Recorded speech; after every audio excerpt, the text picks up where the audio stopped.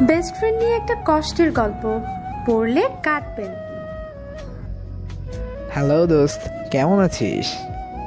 কুত্তা, বিড়াল, এতদিন মনে পড়লো বেস্ট ফ্রেন্ডের কথা?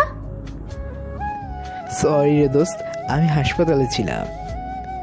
কি হয়েছে রে তোর? তেমন কিছু না, এমনি। এখন ঠিক আছি। ছেলে আর মেয়েটার বন্ধুত্ব এতটাই গভীর ছিল যে তা বাকিরা সবাই দেখে হিংসা করত। ওরা একে অপরের সাথে কথা না বলে থাকতেই পারতো না। ভালোই ছিল ওদের বন্ধুত্বের দিনগুলো। কিন্তু হঠাৎ একদিন মেয়েটা অসুস্থ হয়ে পড়ে, আর ডাক্তার জানায় মেয়েটার দুটো কিডনি ড্যামেজ হয়ে গেছে। যদি তারা তাড়াতাড়ি অপারেশন না করে, কিডনি প্রতিস্থাপন না করা হয়, তাহলে মেয়েটাকে বাঁচানো যাবে না।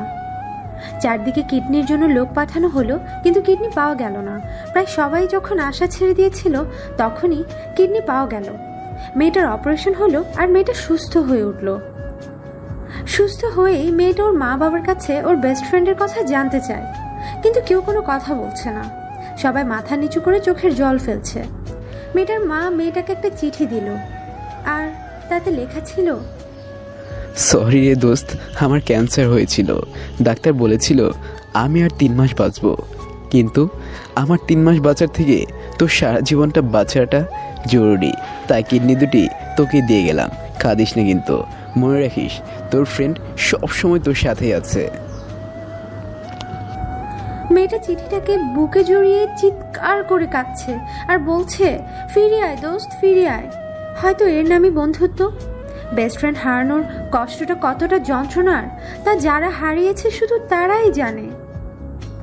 যদিও বেস্ট ফ্রেন্ডকে আই লাভ ইউ শব্দটা বলা যায় কিনা জানি না, কিন্তু প্রকৃতপক্ষে এই শব্দটার দাবিদার কেউ থাকলে সে হলো বেস্ট ফ্রেন্ড। যদি আপনার লাইফে থাকে কোনো বেস্ট ফ্রেন্ড, তাহলে তাকে কখনো হারাতে দিবেন না।